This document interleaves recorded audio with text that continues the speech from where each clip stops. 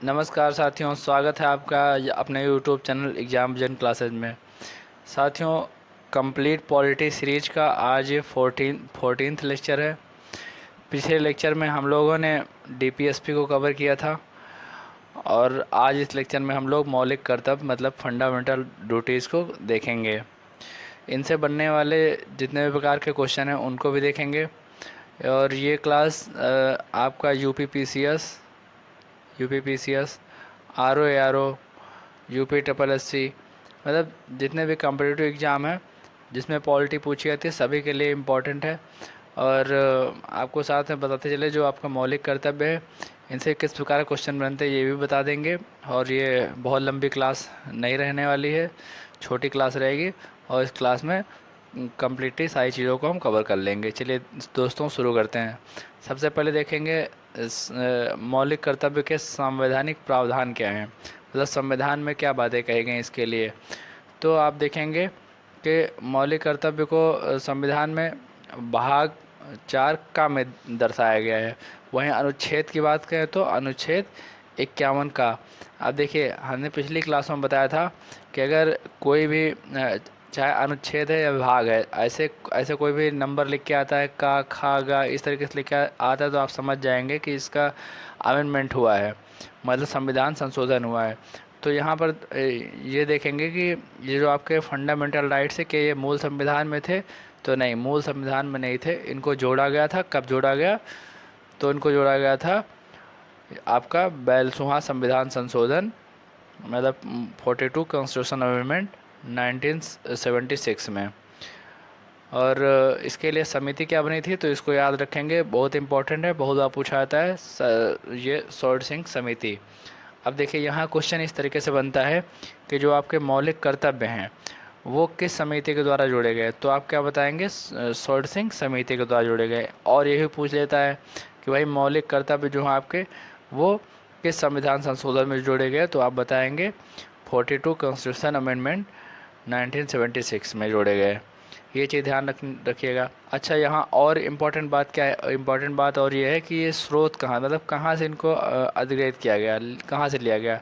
तो पूर्व सोवियत संघ मतलब कि रूस से लिए गए हैं। इससे भी क्वेश्चन बनता है। तो देखिए ये जितनी चीज़ें हैं इतनी चीज़ें सब बेहद इम्पोर्टेंट यही हैं। बाकी जो भी मौलिक कर्तव्य उनको भी देखेंगे, लेकिन मैक्सिमम जो क्वेश्चन बनते हैं वो यहीं से बनते हैं। और इसके बारे में क्या जानेंगे? और इसके बारे में जानेंगे कि ये अपरिवर्तनीय हैं। अपरिवर्तनीय, ये इस बात को भी आप ध्यान रखेंगे। और क्या?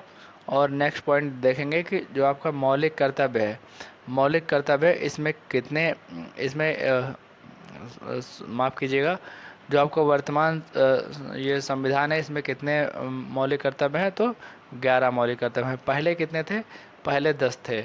अच्छा, तो एक ये जो बढ़ा है वो कब बढ़ा और इसमें क्या बढ़ा है? तो जो आपका लास्ट वाला है 11वां मौलिक कर्तव्य वो बढ़ा है। और ये कब बढ़ा? तो ये 86वें संविधान संशोधन 2002 से। ये पॉइंट बेहद इंपॉर्टेंट है, इसको आप 3 स्टार करके लिख लीजिए। इससे क्वेश्चन बहुत बार बना है कि जो आपका 11वां मौलिक कर्तव्य है वो कब जोड़ा गया, किस संविधान संशोधन के द्वारा जोड़ा गया। इस बात को आप बहुत अच्छे से समझ लीजिएगा और इन चीज़ों को आप नोट डाउन करते चलिए। चलिए आगे देखते हैं। अब आगे हम एक एक करके जितने भी मौलिक कर्तव्य हैं उनको देख लेंगे और जो इम्पोर्टेंट बातें ये थी ये हमने आपको बता दी हैं। तो चलिए देखेंगे। अगर हम बात करें पहले मौलिक कर्तव्य की तो इसमें क्या दिखाया गया है? इसमें बताया गया है कि संविधान, राष्ट्रीय ध्वज व राष्ट्रगान का सम्मान करें। मतलब आपको अपने संविधान का सम्मान करना है, राष्ट्रीय ध्वज का वही सम्मान करना है, राष्ट्रगान का सम्मान करना है, इन चीज़ों का सम्मान करना है। और क्या बताया गया दूसरे पॉइंट में? दूसरे मौलिक कर्तव्य में बताया गया है कि स्वतंत्रता संग्राम के आदर्शों को संजोना। मतलब कि भाई जो जब स्वतंत्रता हुई उससे पहले जितने भी प्रयास किए गए, जितने भी आंदोलन हुए, जितने भी क्रांतिकारी हुए, उन सब की यादों को संजो कर रखना है या उनका हमेशा सम्मान करना है, उनका निरादर नहीं करना है। चलिए नेक्स्ट पॉइंट, तीसरे पॉइंट में हम देखेंगे। जो आपका तीसरा पॉइंट है उसमें बताया गया कि भारत की संप्रभुता, एकता व अखंडता को अछूत बनाए रखना है। मतलब कि आपको ऐसे ऐसे काम नहीं करने हैं जिससे कि भारत के संप्रभुता पर दाग आए या एकता न बन पाए, अखंडता आप गड़बड़ कर रहे हों, तो इन चीज़ों को आपको ध्यान रखना है, इनको अक्षुण्ण बनाए रखना है। और क्या चीज़ है, और आपके मौलिक कर्तव्य क्या हैं? अब देखिए, ये मौलिक कर्तव्य का मतलब ये है कि आपके क्या दायित्व हैं, क्या आप देश के लिए क्या कर सकते हैं। इन्हीं को हम क्या बोलते हैं, मौलिक कर्तव्य। मतलब कि जो आपके अंदर ऐसे कर्तव्य होने चाहिए देश के लिए। चलिए नेक्स्ट देखेंगे, जो चौथा है। चौथे में क्या बताया गया? चौथे में बताया गया कि देश की रक्षा व राष्ट्र सेवा। भाई आपको सदैव देश की रक्षा और राष्ट्र सेवा के लिए तत्पर रहना चाहिए कि कहीं भी आवश्यकता पड़े तो आपके आप देश रक्षा के लिए खड़े हो सकें, राष्ट्र सेवा के लिए खड़े हो सकें, ऐसे आपके अंदर भाव होने चाहिए। तो ये आपका चौथा मौलिक कर्तव्य हो गया। वहीं पांचवें मौलिक कर्तव्य की बात करें तो दिया गया है सद्भाव व भाईचारे को बढ़ावा।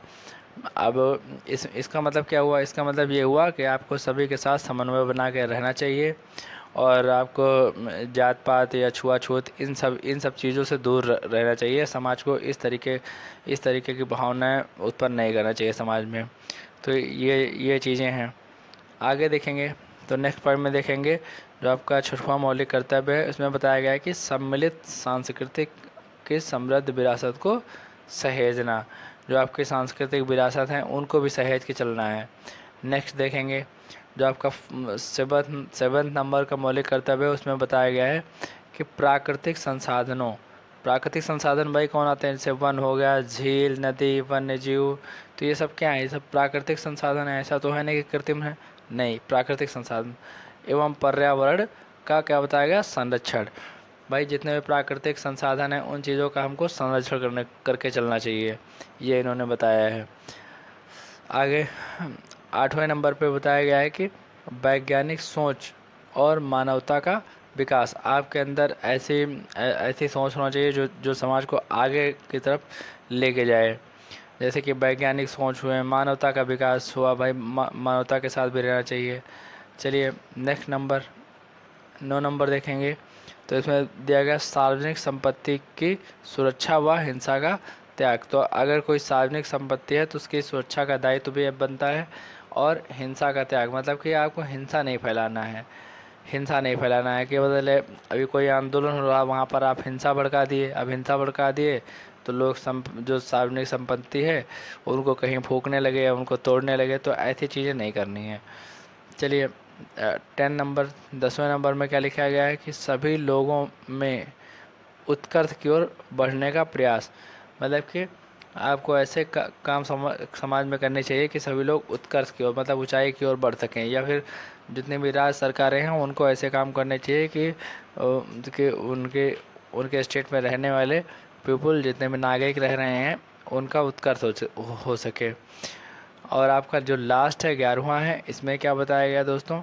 इसमें बताया गया है, एक मिनट पेन चेंज कर लें, तो इसमें बताया गया है, यही इम्पोर्टेंट है जो जोड़ा गया है। इस चीज़ को आप ध्यान रख लीजिए कि जो आपका 11वां मौलिक कर्तव्य है उसमें क्या बताया गया कि 6 से 14 वर्ष के बच्चों के लिए अभिभावकों द्वारा शिक्षा का अवसर उपलब्ध कराना। भाई कोई बच्चा 6 से 14 वर्ष का है तो अभिभावक का दायित्व ये बनता है कि उसको प्रॉपर विद्यालय में भेजे, क्योंकि भाई देखिए निःशुल्क शिक्षा भी है, ठीक है, और उसके लिए मतलब शिक्षा के जो अवसर हैं उनका उपयोग करें। तो ये चीज़ें इनमें बताया गया है। तो इस तरीके से आपके जो मौलिक कर्तव्य हैं वो यहीं पर दोस्तों कंप्लीट होते हैं। इनमें देखिए इम्पोर्टेंट ये है, 11वां नंबर मौलिक कर्तव्य है, और जो ऊपर हमने बात बताई है ये बेहद इम्पॉर्टेंट है। तो इस चीज़ को आप नोट डाउन कर लीजिए, और क्लास को कैसी लगी आप लोग लाइक कर दीजिए, चैनल को सब्सक्राइब कर लीजिए, और ये वीडियो दोस्तों के साथ अपने शेयर कर दीजिए। अब मिलते हैं दोस्तों नेक्स्ट वीडियो में, तब तक के लिए जय हिंद।